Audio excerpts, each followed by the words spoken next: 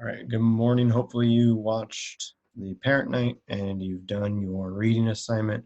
We're now going to talk about what we should have learned or hopefully are learning in Mod 1, which is all about preparing and controlling the vehicle. So just basic stopping, starting, left turns, right turns. What do we do at intersections? So we are going to start getting oriented with the vehicle. I'm going to share my screen. Hopefully you won't see these bad cats behind me playing on top of the bed that I'm getting rid of later today. So we will get started on this here in a second. All right. Let's go to my second screen. All right, here we go. So the vehicle, and this would be what we talk about the first day of class. So the first thing is just take about 10 seconds and look at this picture and think about what do you see.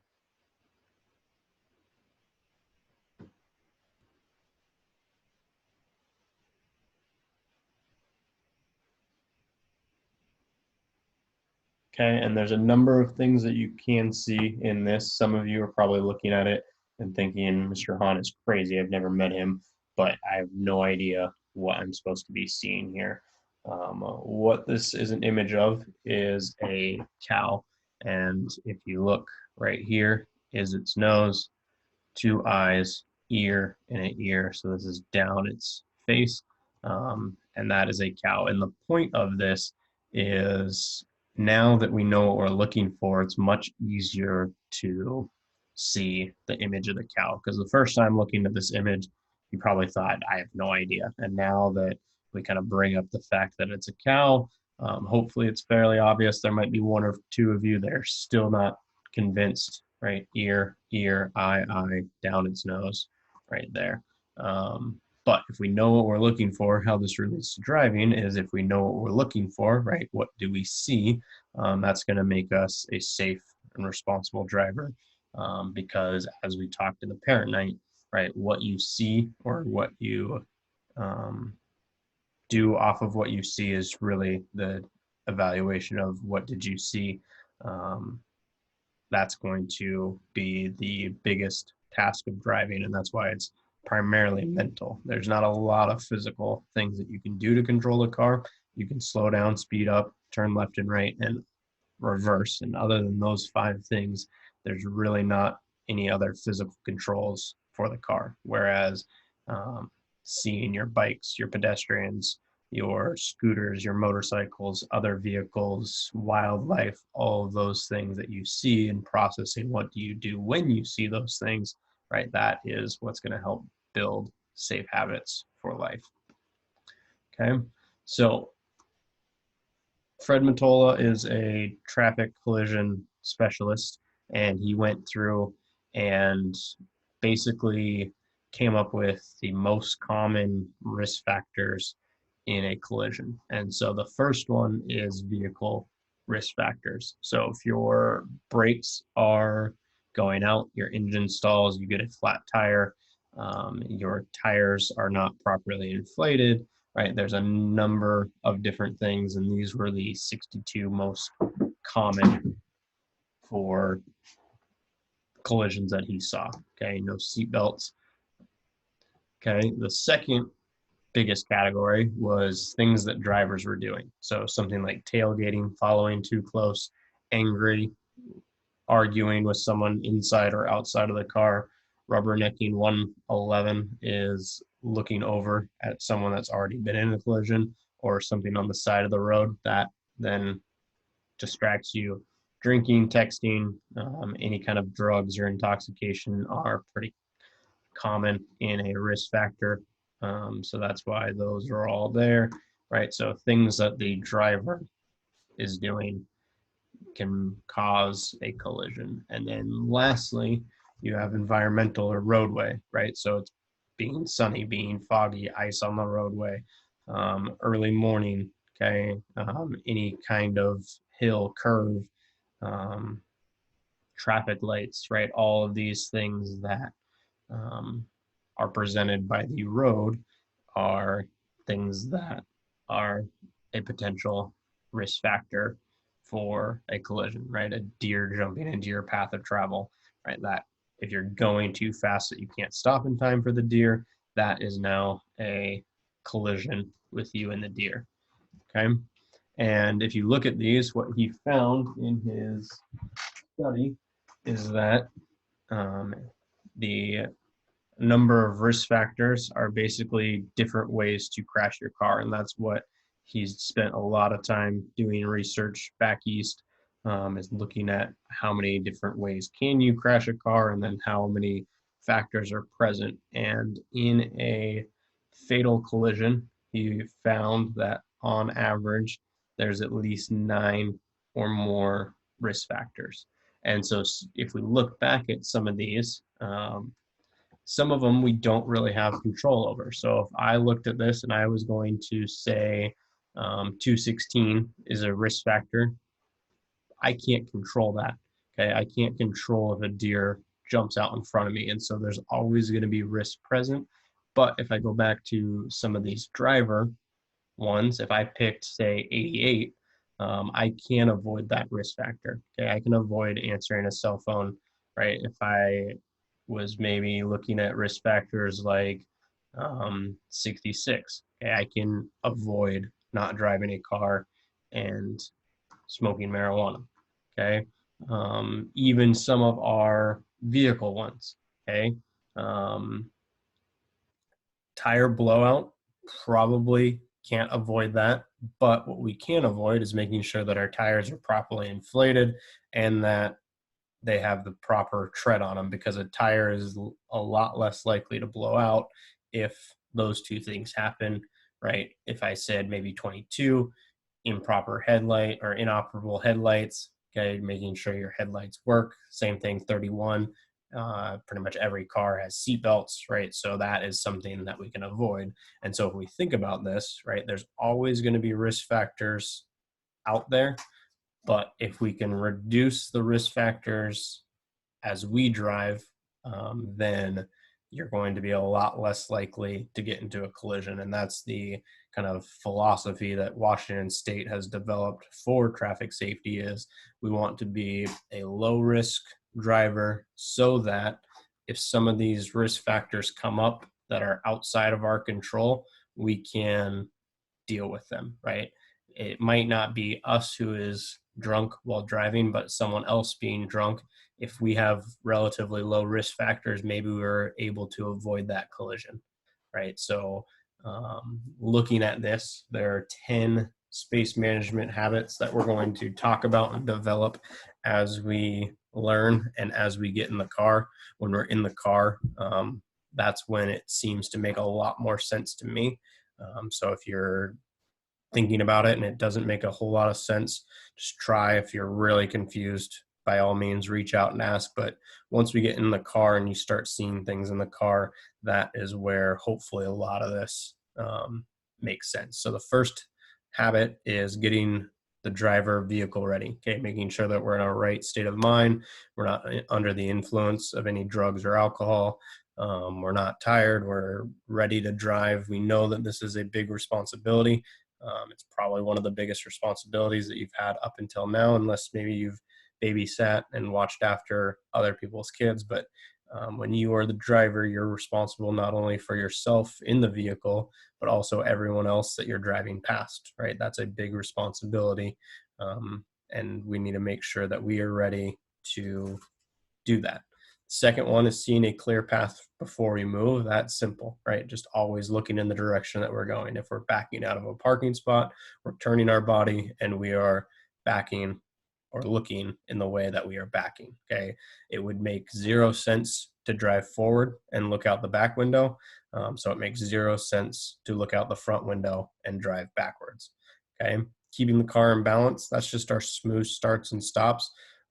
Gas pedals and brake pedals have a pressure sensitivity. The more you press it, the faster it'll do whatever action you're doing. So right hand side, you're pressing down on the gas. If you keep pressing down, you'll keep going faster and faster, right? So if you're trying to keep a consistent speed, right, just nice, easy, ease into the gas pedal, get to that speed, and then you're just gonna hold your foot where it is. And that pressure sensitivity is something that you have to get used to. And the best way of doing it is if you anchor your heel on the floor.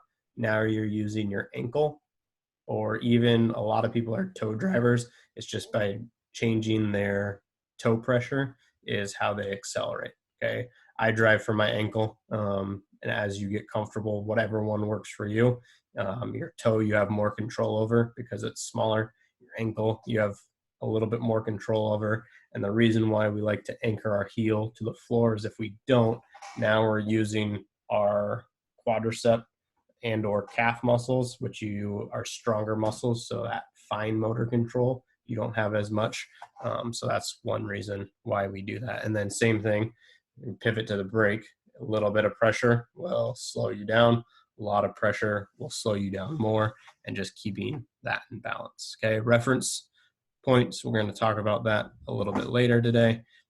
Zone control, just knowing what is in front of you, what is behind you, what is on the sides of you, where is a safe space if there was an emergency to do that. And that's a pretty complex thing. So we'll get into that more in drive 3. So drive 3 and 4, but a simple one is if all of you've probably been passengers in a car, if you could imagine driving on the freeway and there's 2 lanes or so, you always want to have kind of an escape route to the side, because at times it could happen, doesn't happen often because most people do the right thing at most times. But if a car was to come oncoming, they jump the median and they come oncoming at you, being able to speed up or slow down, changing your vertical spacing might not help you in that situation, but moving a lane to your left or lane to your right might be able to avoid that collision. And so anytime I drive on the freeway, I always have some kind of escape route. That might be the shoulder, that might be the left lane, just trying to stay out of a car's blind spot, or driving kind of side by side. If you're both driving side by side, you have nowhere to go horizontally. Okay. Turn decisions, that is really just about, is it safe for me to turn? Same thing with an intersection, right? Who gets to go first? We'll talk about that. Rear zone, eye to mirror, foot to brake is a concept talked about in parent night. So anytime we start to slow, we want to know how close is that car behind us, and are they slowing with us? I check my mirrors probably every 3 to 5 seconds, which is a little bit more than you need to. Every 5 to 7 is what's recommended. But if I notice that the person behind me is texting or talking and not really paying attention, I definitely slow a lot gradual and earlier, because I'm checking that rear view mirror ever so often. And are they slowing with me, or do they have no idea that I'm slowing for a red light? So rear end collisions are real hard to avoid because it's relying on that other person to stop, which you have no control of them putting their foot on the brake, especially if they're distracted. Okay, front zone, if we can avoid running into other people, that obviously is going to be a good space management. It's also going to make a low stress driving if we give a good following distance. It's not excessive, but it's there to make sure that we can safely stop in the distance that we can see, and then just being courteous with others. If you haven't gotten a lot of drive time in yet, you know you might be a little bit anxious or nervous, and some people will always have a little bit of anxiousness when they drive, just because they respect what the task is that they're doing, because it is a very difficult task. And just being courteous with others, right? Think about what you would want other people around you to do, and you do the same. Okay. A lot of what we'll talk about is kind of built on that, keeping our risk low and then thinking about it from our perspective. Okay. You probably wouldn't like it if the car in front of you just slams on their brakes real quick. So we're going to make sure that our braking is smooth and balanced as well. Now, there might be reasons that they slam on their brakes, and that's where having a following distance of 4 seconds will allow us to maybe see what they didn't see, or it'll allow us to safely stop if they stop abruptly, right? So we have some kind of safeguards to help us, but just making sure that we're courteous with others. I think that's the biggest thing about driving, is that it's a community partnership with a bunch of people that you've never met. And like I said, pretty much most everyone does the right thing at times. And then we want to make sure that we are aware if people are not doing the right thing at the right times. So making sure that we are as safe as we can be will help keep everyone around us safe. Okay. This is just kind of to frame us. What is your goals of traffic safety? What are you excited about? What are you worried about? You can pause and think about it. Obviously, most of our goals of traffic safety is probably the first thing that comes to your mind is you want to get your license, right? Without traffic safety, you have to wait till you're 18. With traffic safety, you can get your license as young as 16, right? So that freedom of driving comes, it's a big responsibility. There's, right, certain checks and balances that you have to go through. So passing traffic safety, you have to pass the written test. Some of you might have already done the written test to get your permit, which is perfectly fine. Traffic safety is another way to get your permit, but regardless, you'll have to pass a written knowledge test, which is a multiple choice test. Once the class ends, if you have not yet passed your written test, we do that together. You obviously take it individually, but I'm certified, and so is Bree from Bellingham. She is certified, and we give the written test. I don't know when we'll be able to do that with the stay-at-home order, but we don't need to worry about it until we finish traffic safety, because it makes sense to learn all the traffic safety stuff before you take that written test. But if you've already passed the written test, good on you. Way to study on your own. So we have that. And then once you've passed traffic safety, pass your written test, have driven for at least 50 hours, 10 of it, which is at night, that is a minimum. Any more driving you can do is always going to help you out and be safer. The more practice you get with a parent or a trained adult, just the more time and more situations that can come up that you can be prepared for. That's one thing about driving, is that some days it's going to be the exact same every single time. There's nothing that's going to be out of the ordinary, but then, one day you might see something that you've never seen before. Okay. Even me, who has been driving for a few years, right? There's things that still come up that doesn't cause a collision, but there's things that people do less than desirable things to keep everybody on the roadway safe. And because I'm interacting safely, others are interacting safely, that one bad egg of the bunch doesn't cause a collision for that particular time. Okay. Hopefully you're excited about driving. Hopefully that is something that you've been looking forward to, but also something that you realize that responsibility. Hopefully there's not too many things you're worried about. The only thing I'm worried about is making sure that you get as much and the best knowledge as possible. Even though it's online, I typically won't use those packets unless people really like to read. But for our circumstances, that is one of the best ways I see us being able to make sure that we get the content. So that is where you'll see a difference there. So just making sure that you're doing the reading, you're doing the pages, so that that knowledge is there. Okay, so we're going to get oriented with our vehicles. Some of you have probably seen them in the parking lot. We have two 2017 Nissan Sentras. There's one Altima that moves around, so it might be a little bit different. But if we look at this, I'm going to see if I can get a pen. Perfect. So if we look at this, many of you have probably been in a car before, but maybe not in the driver's seat. So the first thing,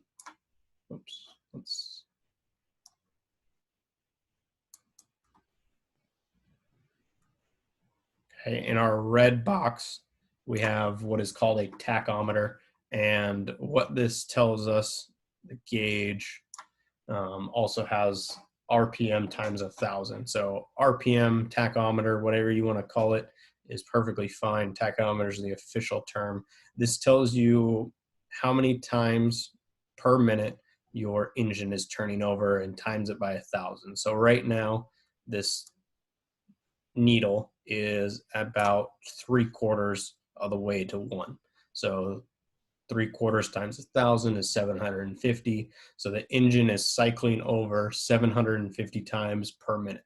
Okay. This car is idling. The key is on, the engine is on, and it is just sitting with no motion. And the reason why we know that the car is not moving is if we go over to, let's go blue, this is our speedometer, and our speedometer is sitting at 0. So no movement, but the engine is on.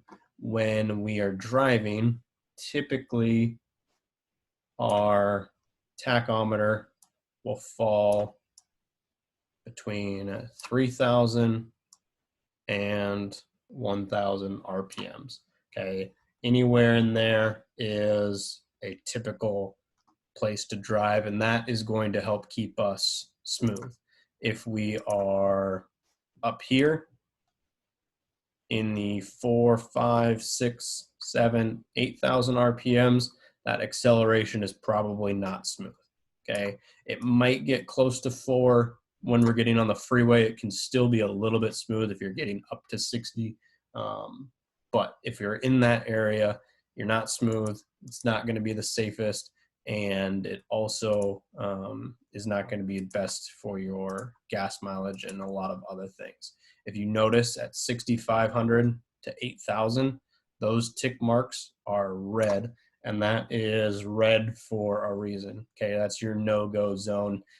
Anytime you're in that range, you're causing unnecessary stress and or damage to your engine. Okay, car lights, there's 3 main colors. There's a green light, there's a red light, and there's yellow or orange lights, amber lights, whatever you want to call them. If it's red, that means no, you shouldn't be there. If it's green, it tells you it's working. If it's orange, it tells you that it is not working under ideal situations and it needs to get checked out. So gas gauge, engine temperature. Okay, there's a couple red lights on the dash. Whoops. Couple red lights on the dash. Red lights mean that you are not driving the car until you fix that red light. So this is your park brake. Okay, you cannot drive with your park brake on. If your park brake's set all the way, your car actually won't really go anywhere. This right here is in the center. It'll also beep at you if you don't fix that one. That is your seatbelt. Again, you are not driving a car without your seatbelt on. Okay, some of these green lights, this is eco mode. It helps keep the engine running kind of in that lower range. It also helps just kind of save fuel. Eco stands for economy. Up here, we have our headlights. So those are green because it just tells you that they are working and on. Some of the orange lights you might be able to faintly see. They would be in this range. When you turn the key, they'll turn on and then turn off. So something like your check engine light, I can barely see the outline of it. Your check engine light's right here. It'll come on orange. Once the car is turned on, it'll turn off. And that is just so you can see it because there's a little light bulb behind the check engine light. And if the light bulb burns out, then your check engine light could be on and you wouldn't even know it. So that's why they all come on when you turn your key for the first time. And then once the engine comes on, all the lights go off except for the ones that have not been attended to. So the seatbelt wasn't on, the park brake's still on. That's one of the last things we'll take off. So it's normal to have that light on before we start moving the car. Okay. This is our steering wheel. Windshield wipers are on the right. If you push them up once, it'll run once. If you push them down, it'll run them faster and faster the farther and farther you push them down. On the left-hand side behind the steering wheel is your turn signals and headlights. The headlights, there's a little dial right here, and you just turn that all the way away to turn your headlights on. Sometimes the headlights will be down in a different spot, but for our car, it's on the turn signals. And a turn signal, pretty much every car will have it in this spot. And if you want to have your right turn signal on, you push it up. And the reason for that is if you push it up, you're also taking the wheel around to the right. And so it just corresponds for one smooth motion. My hands are at 6 and 3. You can reach with just your fingers and you can push it up and it'll click into place, and then you can turn the car. Same thing if you're going left, you push your turn signal down, and right, because you're going down, that motion of what way you push the turn signal matches the motion that you're going to turn the wheel. Most of us, unless you have really small hands, most of us, we can leave our hand on the wheel when we operate the turn signal and the windshield wiper. They're designed to be far enough away that they're out of the way, but close enough that we can still reach them. So we don't have to take our hand off and kind of grab the turn signal, because if we take our hand off, especially as a young driver, right, you'll probably start moving the wheel with your other hand for that. Okay, other controls in our car. Mirrors are right here. This symbol, we're going to talk about symbols here on the next slide, but this symbol right here that I'm coloring in purple, that is your mirror. This switch moves to the left and to the right. So if you push it to the left, you're controlling the left mirror, and then you can move it to the left, you can move it right, you can move it up, you can move it down. Okay. Another thing that is useful is we'll put all of our stuff in the back, including our phones, every time we drive. Really, the only thing you'll have is your permit. If you're thirsty, maybe a bottle of water. But remember, we're going to be in the car for 2 hours, and there's not always a restroom readily available because we're focused on driving.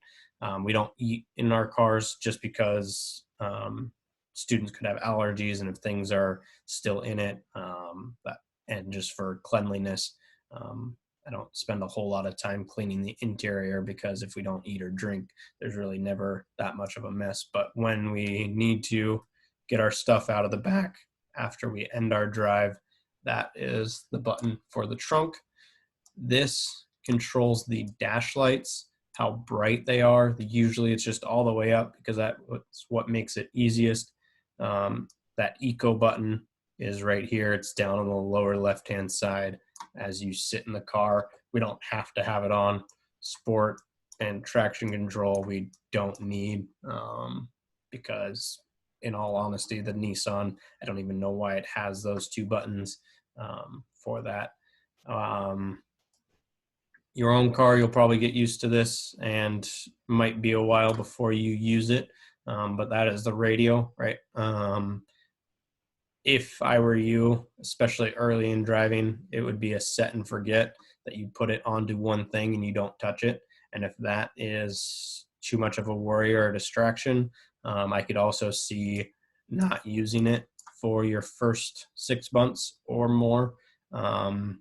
When your parents are in the car and your permit, if they're controlling it, obviously that doesn't distract you from driving. But when I was getting my license, my parents' rules was the first 3 months when I had my license, it was a no radio. So that might be something your parents say. So just know that that is a distraction. There are a lot of unnecessary collisions because of the use of a radio or iPod, iPhone, whatever it might be for that. These lower ones, by all means, you can use. Don't feel like you can't use something in the car.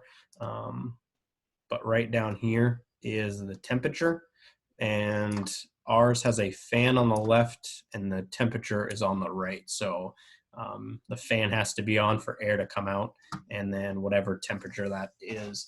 And just know that I won't sit in the car uncomfortable. So if it's getting hot in the car, I'll turn the air on. If you feel that you're getting hot, maybe you're a little bit nervous and just get hot, or it's a hot day out and you don't want to reach over and touch it, you can just ask and I can do it for you. If you're in the back seat and it's getting a little hot for you, you can by all means ask and just kind of make sure that we're all comfortable. Okay, it'd be real uncomfortable to sit in a hot car for 2 hours. So just make sure that you ask and communicate. When we are instructing, backseat person, don't feel too left out, but most of the time when we're instructing, we're kind of focused on the driver. That's not because we don't like you in the backseat. It's just that your partner is the one that's trying to navigate the road and trying to make sure that we're safe at all times. So if you have things, by all means, ask. And sometimes it might be we'll get back to you once we get through this intersection or type of thing. Same thing as a driver. If you're lost, confused, need help, you feel like you're not doing something quite right, we'll always instruct. But I tend to be a little bit quieter in the car than some of the instructors. If you're doing a good job, I really won't say anything, and I'll just let you kind of take the lead for the most part. I'll obviously give you instructions on where we're going and whatnot. But if you're scanning well, you're kind of doing all those things, you're coming to stop signs and you're doing the right thing, I won't really have much to talk about because I'm just kind of looking at your skills, evaluating you, and just going to give you feedback and just kind of suggestions to make sure that you're the safest driver that you can be. So every instructor will be a little bit different. So just know that they might not always be super vocal or might talk a lot. It's not that you're doing a good job or a bad job necessarily at all times. It's just that we want to give you good feedback so that you feel comfortable. And if you don't feel like you're doing a good job on something, by all means you can ask, but if we're not saying something about it, you're probably doing a pretty good job, and you just might expect more from yourself because you've obviously ridden with your parents a lot, right? But as long as we see that you're, especially smooth starts and stops, as long as we can tell that you're kind of working on it, we'll coach you through it. But we don't expect you to be perfect the first time you drive with us. Now, if you can get your permit before we start driving together and you get some time with your parents, that can really help us out a lot, because that smoothness is something that's always something that we can work on. And I apologize, I need to get my cat out of the frame. Okay, so on that dashboard, these are a bunch of symbols that you could see or will see, and most of them will turn off. I'm going to run through these real quick, and the ones that are going to show up red are going to be your park brake, your seat belt, and for the most part, that is it. Your orange ones, your check engine light, you can drive with the check engine light on. It's just something that you need to check or make sure that gets fixed.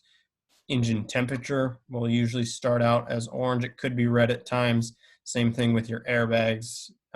Typically it'll be orange or red. It might be the fact that it's not working, then it would be a red. Same thing with your battery, your gas light, fuses, hazard lights, passenger airbag is being off. That's more SUVs, trucks have that option at times. So yeah, so those are common ones that you could see. Other ones on here, 20, 17, 16, those are all different ways that your lights could look like. Bigger cars or older cars. Our family had a minivan and our headlights look like that. I know some SUVs use that. 8 is a fog light. All-wheel drive is engaged. ABS is engaged, so anti-lock brake system. 7 is a fuel cap. You forgot to tighten it all the way, so you have a couple things there for that. This one, not a lot of them. 36 is a common one. That's your tire pressure. If it has a tire pressure sensitivity, that is something that is used. 26 is a common one. That's your oil pressure and or oil. You can check your oil manually. 38, 39, and 40 have to do with your windshield wipers or defrost. Defrost is what helps your car not have condensation. 31 is also the same thing. So every manufacturer will have a little bit different of a symboling. So if a light comes on and you're not quite sure what it means, by all means ask. If you're not sure still, then you could go to your owner's manual, and your owner's manual will tell you exactly what it means. And most people will leave their owner's manual in the glove box. So if you get bored over the next few weeks, you could read through the owner's manual of a car, and it'll tell you all about your lights on your car. And not every car will have every light. My car doesn't have overdrive or any parking features, so my car doesn't have any of those kinds of lights. Also doesn't have side airbags, so it doesn't have that light. So yeah, you have a bunch of different things there. Okay, the policies you've already seen. Hopefully you've got those signed after the first video that was made, that you know about that, you know how to find it, and you are well on your way making sure that you have that. Obviously the 7 days before, 10 days after that rule about your permit does not apply. Just pre-apply, send that email to Robin. If you have not yet filled out your paperwork to get your permit, do that. So then when the stay-at-home order is lifted, if you don't have your permit, or the DOL opens back up earlier than the stay-at-home order, and you feel safe and comfortable going to get it, you can get that permit. So then you are able to start driving if you don't already have your permit. Okay, drive one. This is the drive sheet. It's going to be easier for you to see in OneNote. So if you want to go play around and look at what you're going to be doing, that is what we have. And we're going to talk through all these skills together in the rest of this video. So the first one is pulling into a perpendicular spot. Okay, so pulling into it forward. You're in a parking lot, you're trying to get into that space. The slower that you approach it, the easier it's going to be.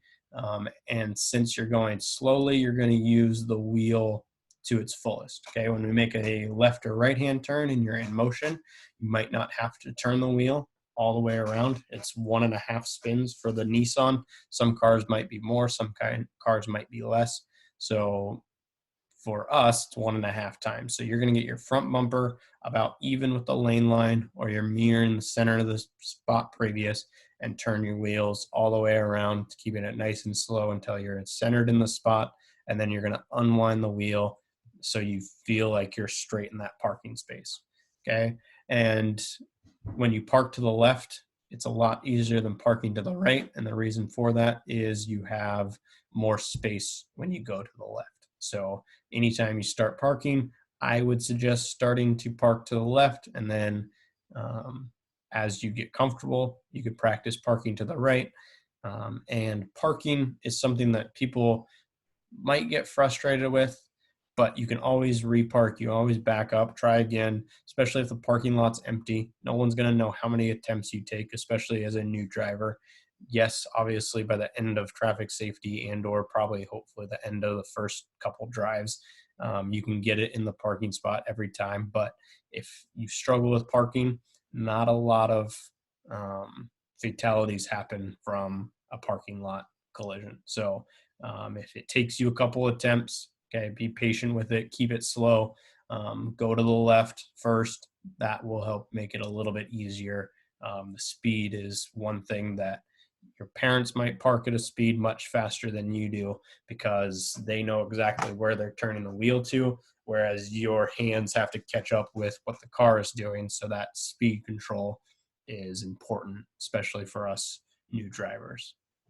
Okay, so our mission, our goal is to develop habits to be low risk so that by the end of this and during this, you have a lifetime of collision-free driving. Because if you have 0 crashes, that means you'll have 0 injuries, which the end goal is obviously to have 0 fatalities. That's Washington State's goal by 2030 is to have 0 traffic fatalities.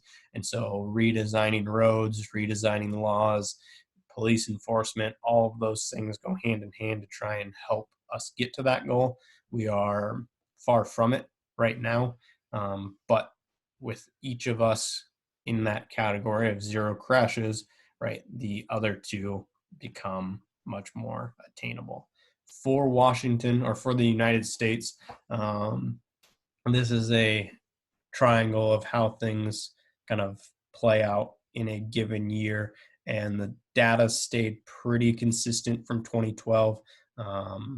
So there's 33,000 deaths per year, 2 million injuries, okay, almost 4 million property damage claims, 5.6 million crashes reported to law enforcement. So those are just reported things. When you get into a collision, if it results in death, injury, or property damage, it must get reported. Other collisions usually get reported for insurance, but there's a lot of unreported collisions. Two cars collide in a parking lot. They see no damage. They just want to go their separate way because they don't want to call insurance. Okay, that's a choice that those two people could make. If I were you, I would always report them just in case someone is trying to fraud, or they claim that there is an injury after the fact and you have no documentation. I would always report it out because that's part of law enforcement. Close calls or stressful situations, there's really no ways to account for that, but almost hitting something, or getting close to hitting something, or someone else avoids hitting you, right? Those space management errors cannot be calculated. So there is a huge risk involved in the task that you're learning how to do. And if you think about collisions to crimes, there's one fatality every 16 minutes, while there's only one murder every 35 minutes, right? So your collisions are much more common than kind of other crimes, and that's crimes across the nation. Washington, our crime rate happens to be a little bit lower, so some of these statistics might get skewed by some of those bigger cities, but our crash fatalities and those kind of go hand in hand with the national averages. And the top factors of these are impairment, people being under the influence of drugs, running off the roadway, speeding, young drivers, distracted drivers, unrestrained occupants, which is seatbelts, or seatbelts not being worn properly. That is a big issue for some, is that, and errors at intersections. So traffic lights, stop signs. And if you notice, these percentages go over 100%. And the reason for that is typically a lot of our fatal crashes involve multiple things, right? It might be someone is impaired, someone is speeding, and they are distracted, right? Those count for all three categories. So that is why it is more than 100% there. So impairment is about half of our collisions that end in a fatality is because of some kind of impairment. Typically, it is alcohol or marijuana. Those are the two most common drugs while driving for Washington State, but it could be meth, it could be cocaine, it could be a number of impairment. It could be a prescription drug. Okay, maybe you have some kind of allergy medicine or cough medicine. Just because it's safe for you to take to make you better doesn't necessarily mean it makes you safe to drive. There's commercials all the time about take the medicine or try the medicine before you operate vehicles or heavy machinery. Okay, that is the drug maker saying that this might impact your ability to think, or your kind of that fog or haze. Sometimes when I take like cough medicine, you feel like you're in a haze. I don't get sick a whole lot, so I don't take cough medicine a lot, but if I took a super strong cough medicine, I probably wouldn't be driving. And again, if you're that sick, you're probably not driving anyway, but just making sure that you know how things impact you, even though it might be a legal drug, it might not be safe for you to drive. Okay, so young drivers, that is impairment, speeding, and distracted. Okay, the highest risk factor of teens or of drivers is being a teen. Okay, there's a lot of studies across the nation that this age group, 16 to 25, right, that is the most dangerous time. They're involved in 35% of the crash fatalities, 38% of the serious drivers, and the population that is 16 to 25 is nowhere near 35%. You're the smallest category of drivers, but account for the most fatalities and serious collisions. So making sure that we are safe and responsible and we're doing the right thing. That is why we have traffic safety and why we do our drives. But ultimately, it's then that decision of every driver to make sure that they're doing the right thing, right? Doing the right thing when no one's watching, that is driving, okay? So we are going to watch a couple videos before we go further. So steering techniques, there's a couple of them.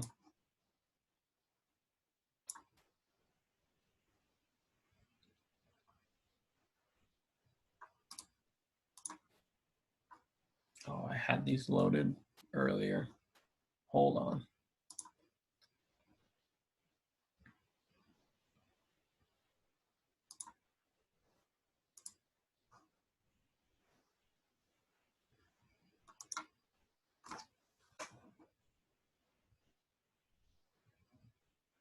Okay, so one's push-pull.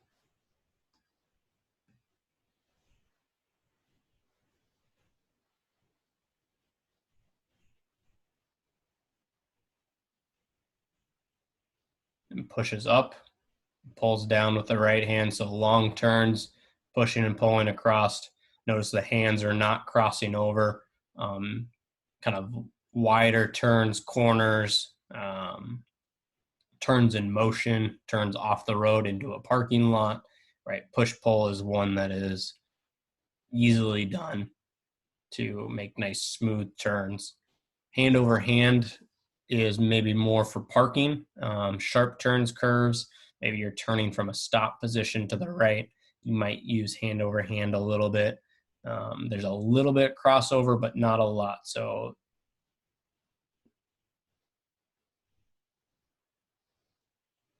you see that hand go over the other hand, and you just don't want your hands to stay crossed up, right? So as he comes over the top, he's grabbing, and then it's kind of in unison. It's not getting crossed above or below for too long to have that happen.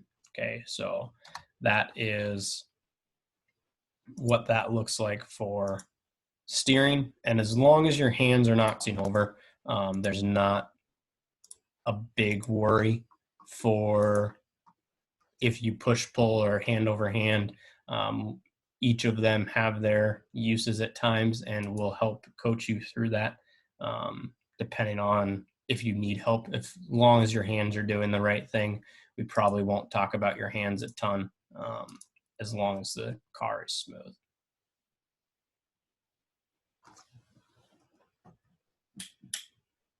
Okay, vehicle balance. When a late or hard braking force is applied, the weight of your vehicle pitches forward. With no additional action, the vehicle pitches back with equal force. The harder you brake, the So that is what we're trying to avoid, is if you brake too hard, you're putting all that weight on the front wheels. It's also a little bit uncomfortable. You might have felt that with other people driving. You kind of rock forward and then you rock back, right? You don't want the car rocking. greater the pitch force, pitching more weight on the vehicle's front tires and less on the rear tires. This is what it would look Vehicle like, balance is compromised.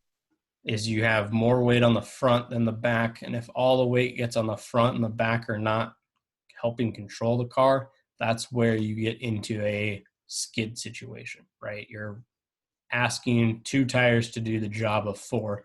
Tires like to do two things. They like to slow and go. Okay, that's one. And they like to turn. Okay, they do not like doing them at the same time. Okay, what that looks like is if you try to, this car is going to pull out. We're not following at a 4-second following distance. We could not safely stop in the distance between these two cars. To the side. when that silver car goes to stop, since we're too close, we're braking and turning, which is going to cause that car to pitch forward and pitch to the side. We're also lucky that there's no car next to us because that would cause a collision immediately. But if you just look at the pitch forces, right, your car's rolling and dramatically increasing the amount of weight on only one tire. if that front left tire loses traction, now you are skidding, and if you're skidding, you're not turning or stopping. Okay, so that's why keeping our car in balance is so imperative, because that's going to help keep us safe in our situations. Obviously, following at an appropriate distance would have kept us safe in that video. So making sure we're doing those things right, and if we can reduce that risk, then we have a lot better ability to drive. Okay.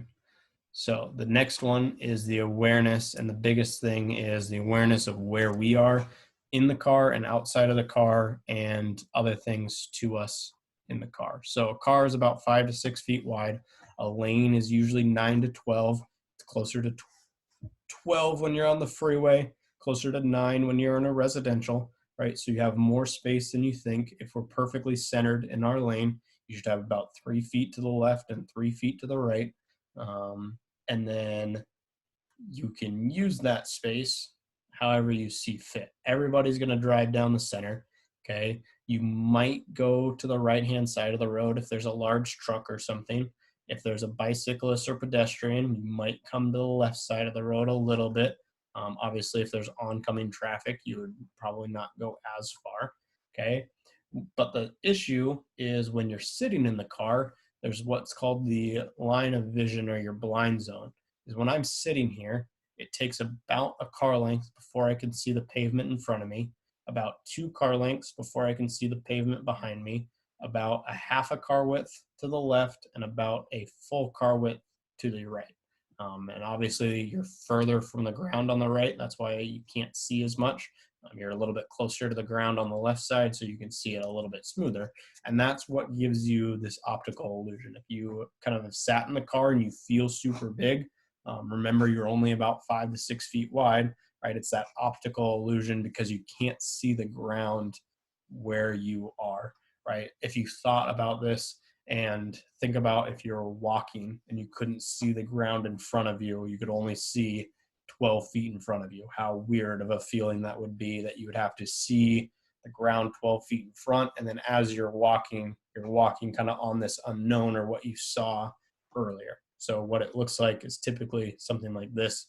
You are the driver, 1 car length, 2 or more, a width, 2 car widths, and that is your distances you can't see.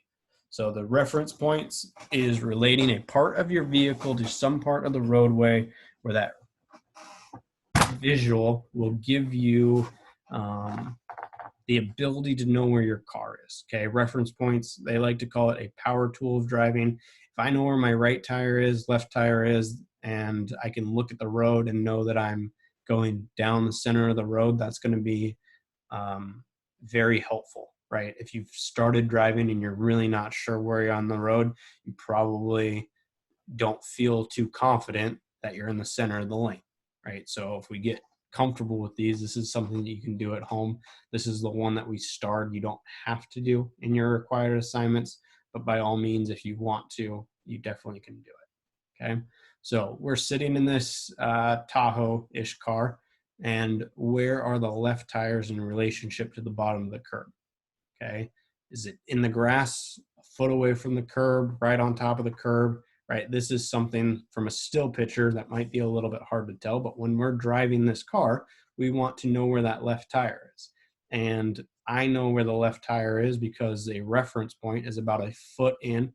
The scoop on the hood is pretty close to it. And if I see this curb come straight into this scoop, right, bottom of the curb into the scoop, that's about a foot. Just trust me on that. It's hard with a picture, but about a foot in from the left-hand side, where you see that curb is where your left tires are. So we're about 3 to 6 inches away from that curb.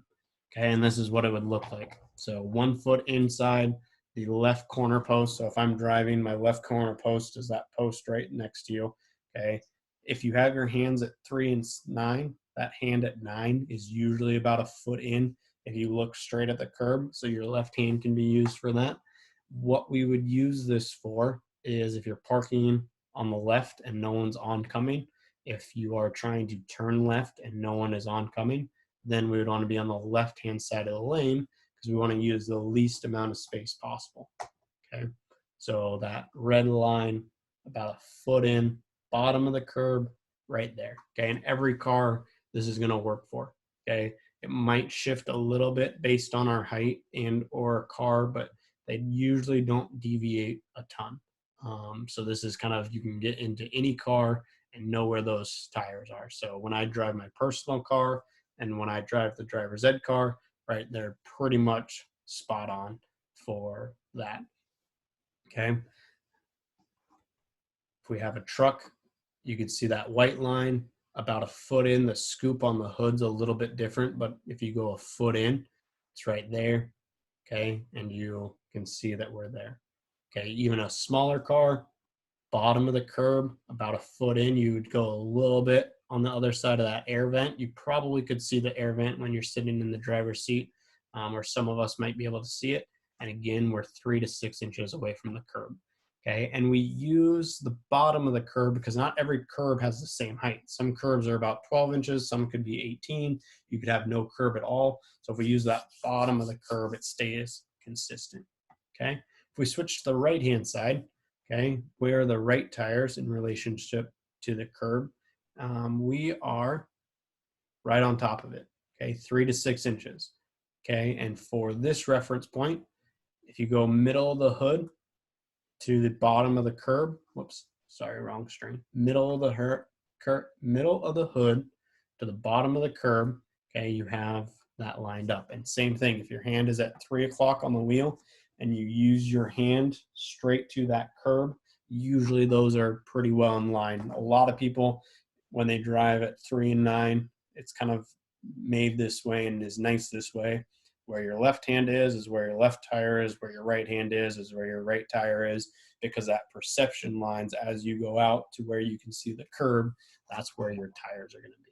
Okay. If you want to do this at home, if you don't have a curb, if you have like an extension cord or a tape measure, the easiest way to do this is take that tire, run an extension cord straight away from that tire, and then sit in the driver's seat and see where that extension cord or tape measure goes, because that's going to show you my tire is straight in line with this cord.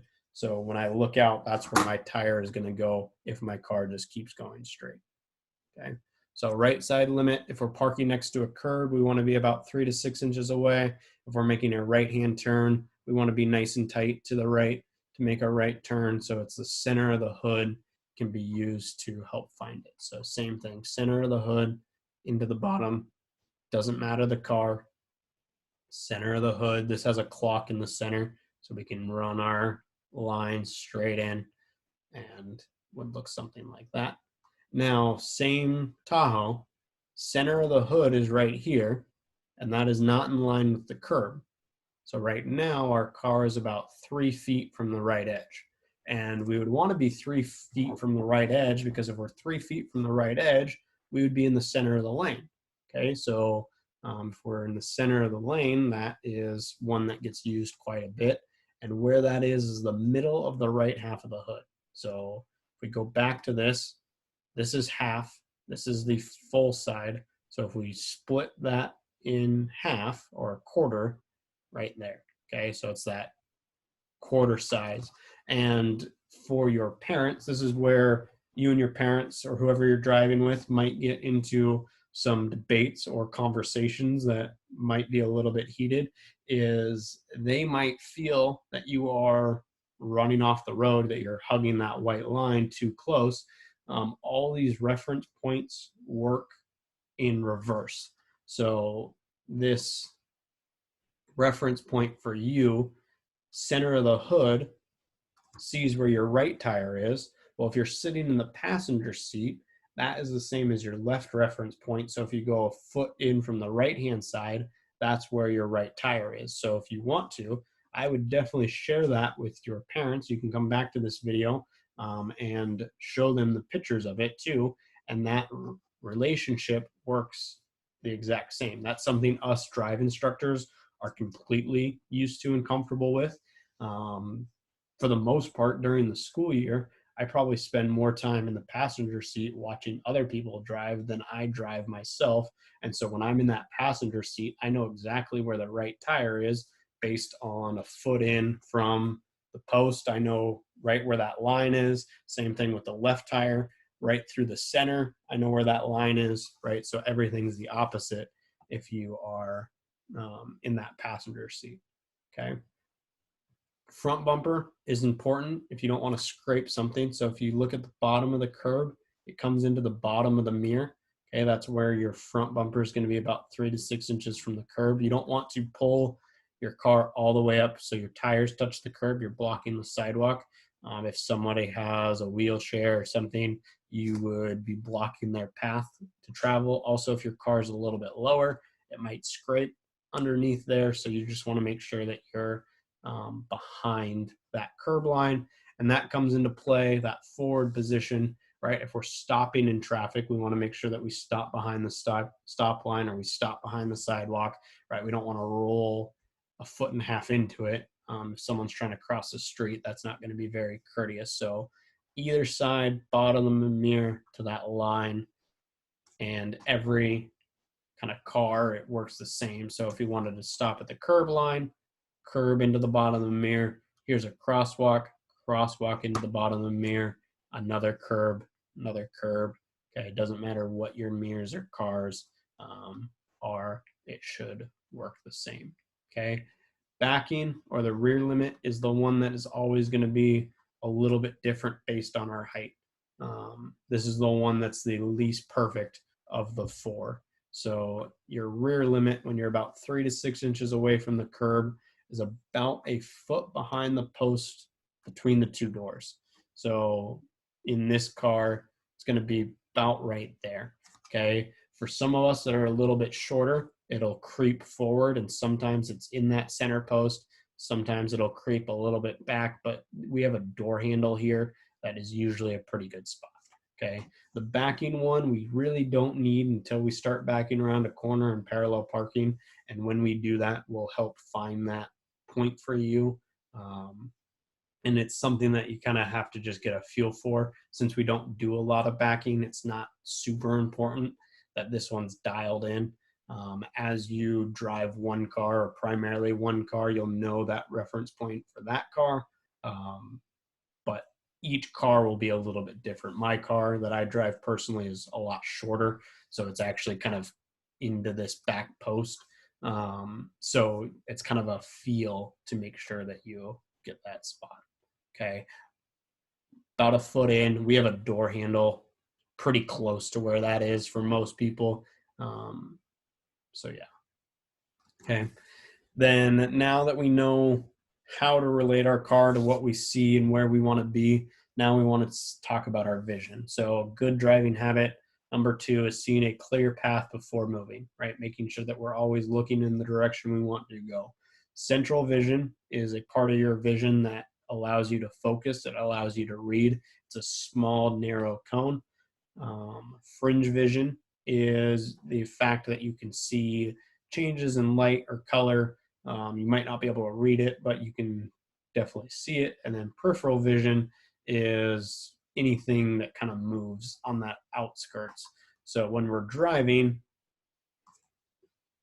targeting, looking for something, reading, interpreting signs, that would be why we would use our central vision. And you can appreciate how far clip art has come, because this is from my dad and I just had to keep it because he keeps using this really old clip art. So our central vision is that small cone, about 5 to 10 degrees. This is what we're going to use it for, that we can identify an object off in the distance. We know that that's where we're headed. That's where our central vision is going to be looking at. Okay, our fringe vision We could probably still see the steering wheel. We might be able to see the speedometer. If it's going up or down, we might not be able to read the exact numbers. We could also probably see the sidewalks, the crosswalks, anything else there, right? So our fringe vision is allowing us to pick up visual references of what is going on our path. So here's our cone, our fringe vision. For some of us, it might feel like, okay, the green lines is where our car is headed, okay? And especially for us new drivers, that is a nice kind of reference is, okay, we're looking at the corner of the house. We want to drive to the corner of the house. If you look to where you want to go, typically your car will follow where you're looking. If you're nervous about the parked cars next to you and start looking at the parked cars, a lot of us as new drivers will start to drift towards the parked cars. So we want to know that they're there. We can see them in our fringe vision, right? But we want to focus on our target. Okay, so our target is aligned to where we want to go. And if we want to move our target to the right, since there's no parked cars, maybe that's what we do. You have that. And then your left tire, right tire based on your hands, or center of the hood is where your right tire is. 1 foot in from the left, that's where your left tire is. And there you go. Another trick is if you can kind of picture a dark line. A lot of roads will have a kind of dark line where the center is because the tires kind of wear in the same spots. When your foot is over the gas pedal, it should feel like your foot's in the center of your lane as well. That can help people make sure to stay centered as well. Okay. Peripheral vision, any motion, color changes, right? This is what's allowing you to see that person running out to their car, or a dog running out into the road, or a deer jumping out for those quick motions, your peripheral vision. You don't have to fully look that direction, but if my hand is on my right hand side and I start wiggling my fingers, I can see that without turning my head, right? So if that is now a person running, okay, I can see that motion without looking at it and start responding appropriately. Okay, I'm driving down this road. You've got an oncoming car on the left. You've got 2 parked cars on the right. Where I am targeting, or what I'm looking to drive to, is probably that garage door, right? That gives me ample space between my parked car and my driving car. If this driving car was to go away, maybe you would slide over from your parked cars a little bit more. You wouldn't have to. As long as you give an appropriate amount of space, you can keep that speed the same. For this, it's a residential. Anywhere between 20 and 25 would be appropriate. Since your parked car's passing car, you might lower your speed by taking your foot off the gas a little bit. But yeah, you have all of those options, and that's where that decision making of driving comes into play quite a bit. Okay, so we have that, and now we're going to look at our signs, and hopefully signs are something that you've paid attention to as you've ridden in a car, because if you have, it'll make it a little bit easier. Okay, if you've never paid attention to a sign, start paying attention now anytime you go somewhere, because they all have different meanings and different purposes, and that's something that we need to know. And when you take your knowledge test, you're going to get tested on your signs. When you pick up your driver's guide, the inside covers have the signs on them. So these are our 3 type: regulate, traffic, movement, and or parking. Regulate are laws. Okay, those are things that we must follow at all times. There are no ifs, ands, or buts. Okay, warning signs is to tell you that something is potentially hazardous. Okay, there's a curve, there's a hill, there's a school bus stopping. Okay, we should follow these implicitly. Some people follow them better than others, but they're there to warn you that something dangerous or hazardous is around the corner. Okay, the blue, green, brown, those signs are to guide. They're just giving you information. Those ones aren't nearly as important as our regulatory and warning signs. Okay, regulatory, red, white, and black. Okay, they're very dominant colors. They're very easy to see. Sometimes we'll talk about this one, it's orange. it's still a regulatory sign. It just happens to be in a construction zone. Okay, construction is orange. Okay, that's the only time you'll have a regulatory show up in a different color than red, white, or black. Okay, regulatory is the red, white, or the white and black. The yellow is there for the fact that it is a school. Okay, it's still a regulatory. You have to follow it.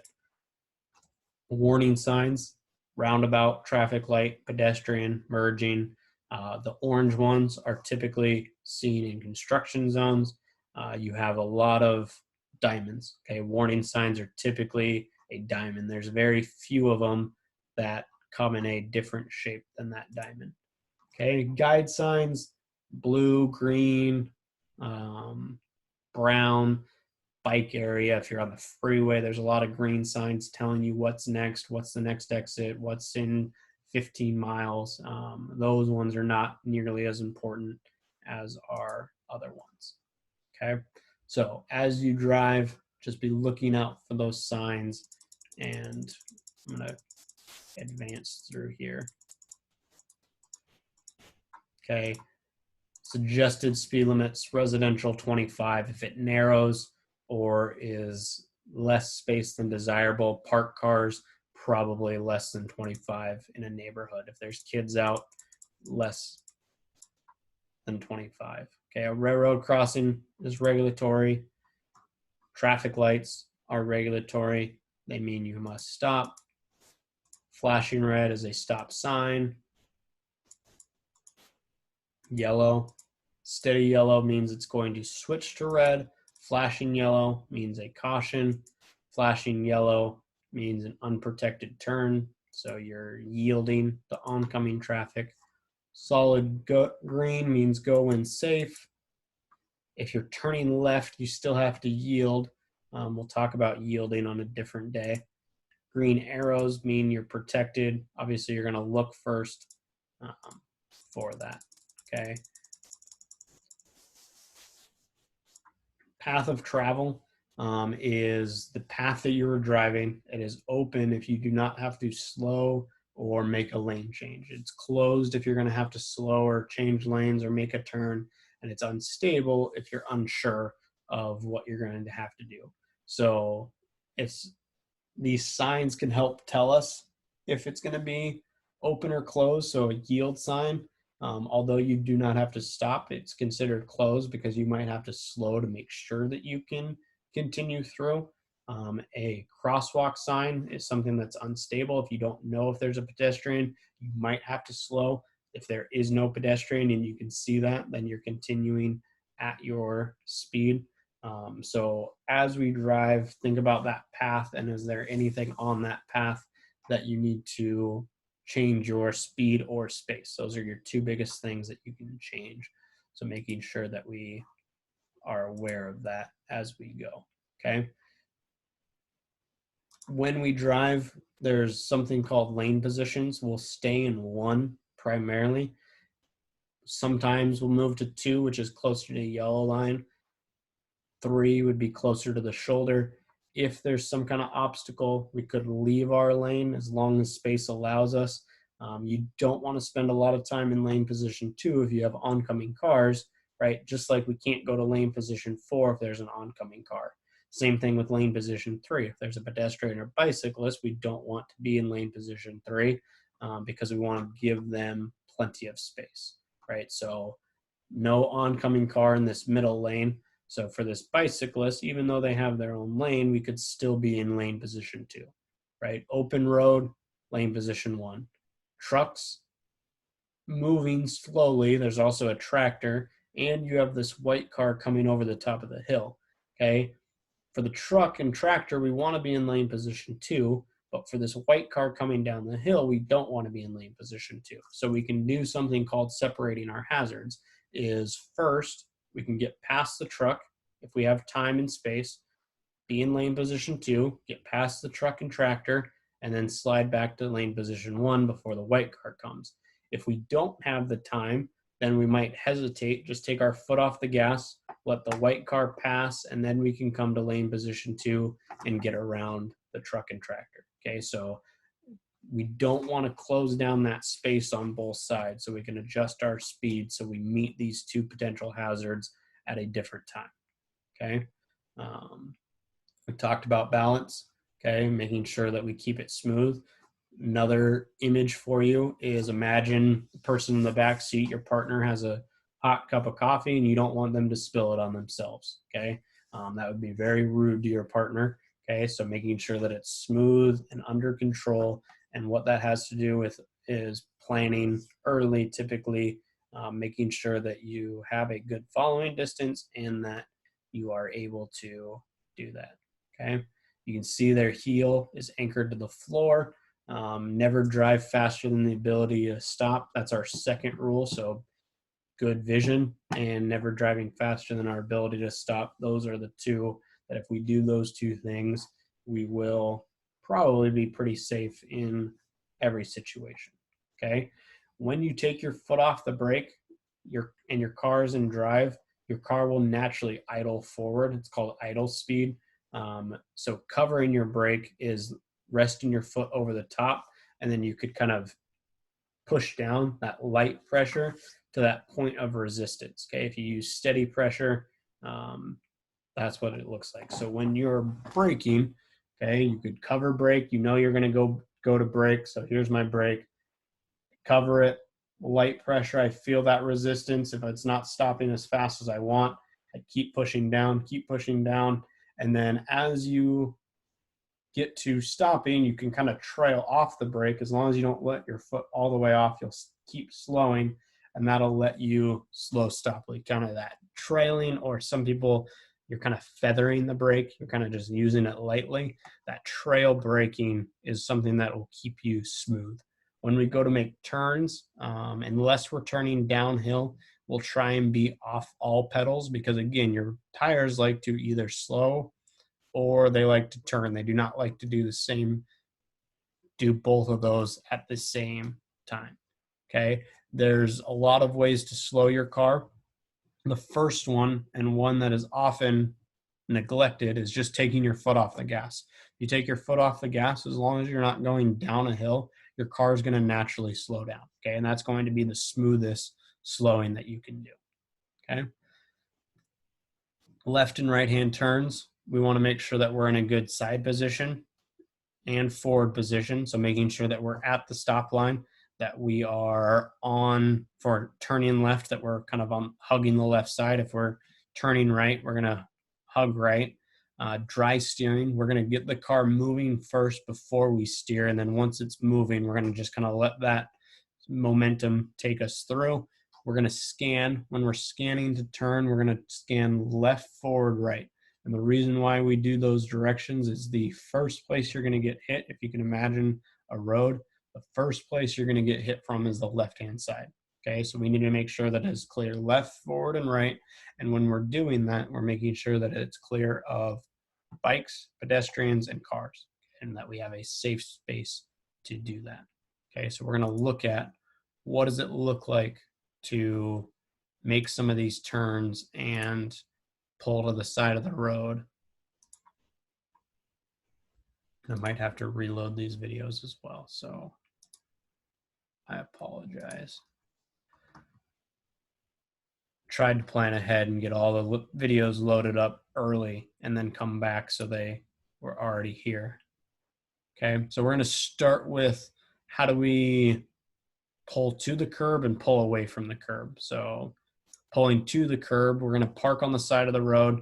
We want to be about 6 inches away so we can identify a legal and open space. Check your mirrors for rear zone conditions and signal right. Check the right blind spot.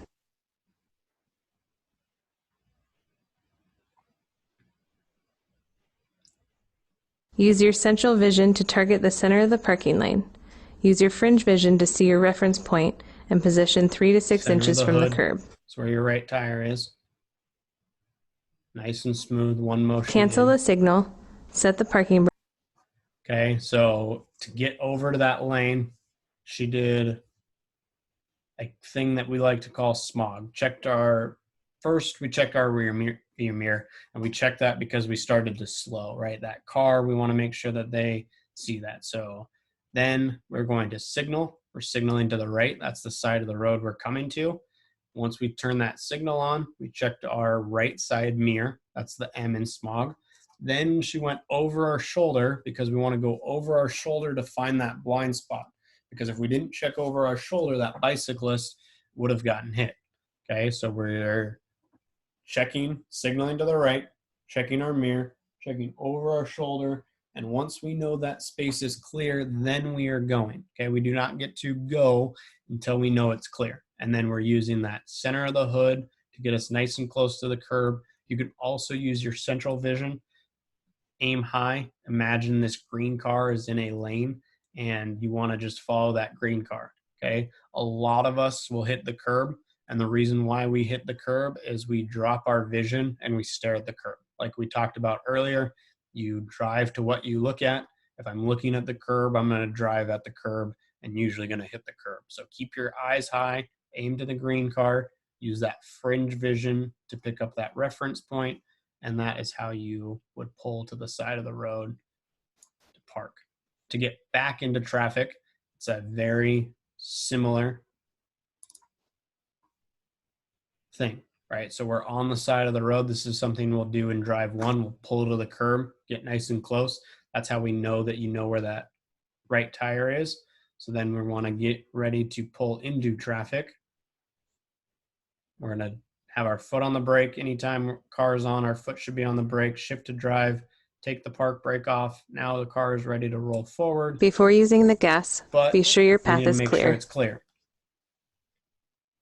Use your mirrors to check the rear for a gap or hole. Signal left, 5 seconds is best. Then check your left blind spot. A lot can be hidden there. Okay, so that car comes out. They are now on the road. They have the right of way. Then we're going to mirror. Signal's still on. Side mirror. Over our shoulder. When you're sure your path is open, don't hesitate. Clear Target, and go. use light gas, push-pull the wheel, and position in the lane. Okay, so it is mirror, signal, over that shoulder. As long as that is all clear, then we are going along our way. Okay. Same ideas when we're turning. So approaching our turn, making sure that we're in a good spot. If we intend to turn left, we want to be on the left-hand side, targeting the bushes. We're giving plenty of space. If you felt that was not enough space, we could still be in lane position 1. That is perfectly fine.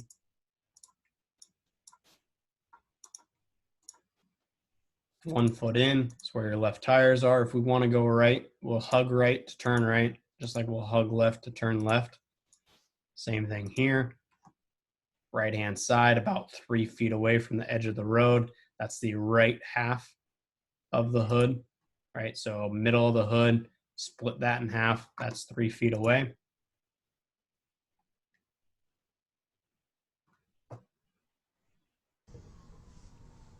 Drivers who make precision turns know where to begin and end every turn.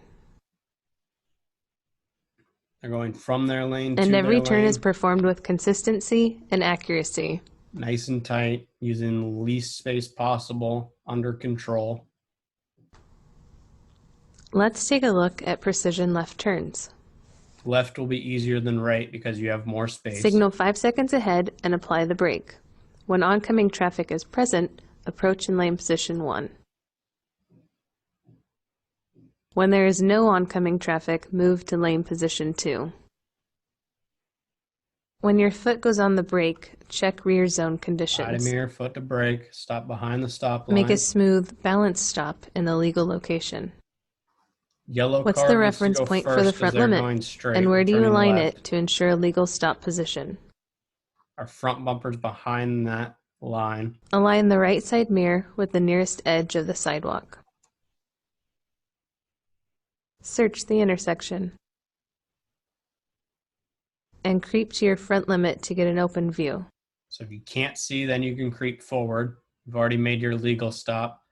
Right? It was hard to see to the right, so When your path is open, as long as we turn stay your behind head, that curb aim at your line, new we're target, perfectly and fine. use light gas. So it's clear. We're going to roll forward. Begin Our your target turn when area. you view to the target does not cut across the curb.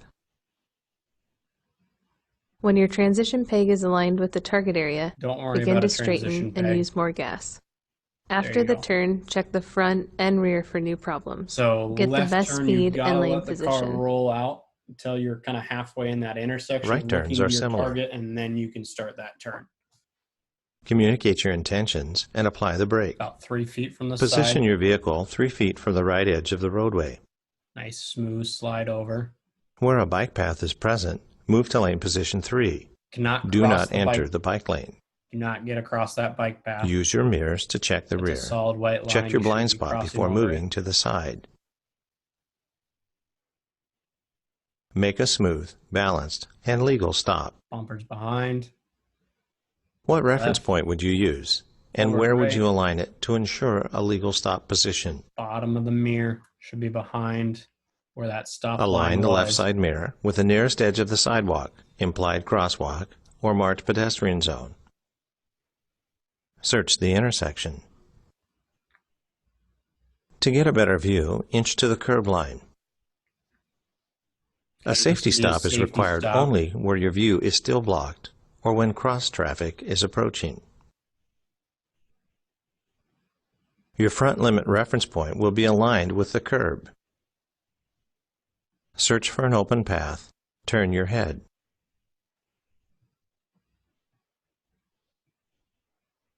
The forward position to begin turning is where your front bumper is aligned with the curb line. Okay, right turn, less space. Aim So at your as soon as that target, front use bumper light gets gas to close the maintain curb, balance. then you're going to go hand over hand because it's a tight When a right transition turn. peg aligns with the target area, begin to straighten and use more Once you can gas. see your target. Check for new problems and get the best speed Unwind. and lane position. Okay, and you have to keep control of the wheel the whole time. You can't just let it go free. So you, when turning, want to look to where you're turning, turn your wheel, and then once you get on that target, unwind on your target. Okay, some of us get into the habit or bad habit that we look forward, we turn our wheel to the right, our car just magically starts going to the right, and we can't see what we're turning to, and it's real hard to drive when you're not looking at what you are driving at. Okay, so look first and then get that motion to finish your turn. Okay, so hopefully you feel comfortable and confident with preparing and controlling the vehicle. Again, if you have your permit and can get out there and do some driving, by all means, feel free to, right? Keep it simple to complex as you build skills. You'll get onto bigger roads. If I were you, I would start with a parking lot if you haven't done any driving, and then obviously if you have, we'll go small residential. We typically at this time would start our drive one. So again, once we can start our drives, we will let you know. But right now, just focus on that classroom stuff. Mr. Wood has hopefully emailed you and said that there's really nothing for financial ed to worry about, that he's just going to let you focus on traffic safety, because that is probably everybody's first and foremost goal, is to make sure that we get through traffic safety. So again, if you have any questions, need any help, hopefully you finished the packet and have watched this video. So we've finished mod 1. You will see watching this video is obviously first and foremost, and linked below will be a quiz. That quiz, you're going to get 25 or higher. If you don't get 25 or higher the first time, take it again. Go back through the notes pages that you read. Go back through this video if you need it. The PowerPoints are on my website. If you go to See Home and click on Mr. Hahn, all of the traffic safety stuff is there. So if you want to, you could look at that. What the website looks like is just like this. So the 3 PowerPoints that we talked through, if you don't want to listen to me talk through them again and you just want to see the pictures, those are there for you. I also have the drive card here. It's also in OneNote. Oh, the drive card was there. It went away. So the playbook where those videos came from, that is here. The PowerPoints are under curriculum. So those are your 2 links that can be helpful if you need more. Okay. If you do better than 25 and know you got the written questions right, then you've passed quiz 1, after time has passed, I will let the people know who have not yet passed the quiz. So if you need to redo it, or you think you passed but aren't quite sure, I will let you know to make sure that we stay on top of getting the classroom work done. Okay, so other than that, have a good one. We will have something new for you on Wednesday. So sit tight till then. Bye.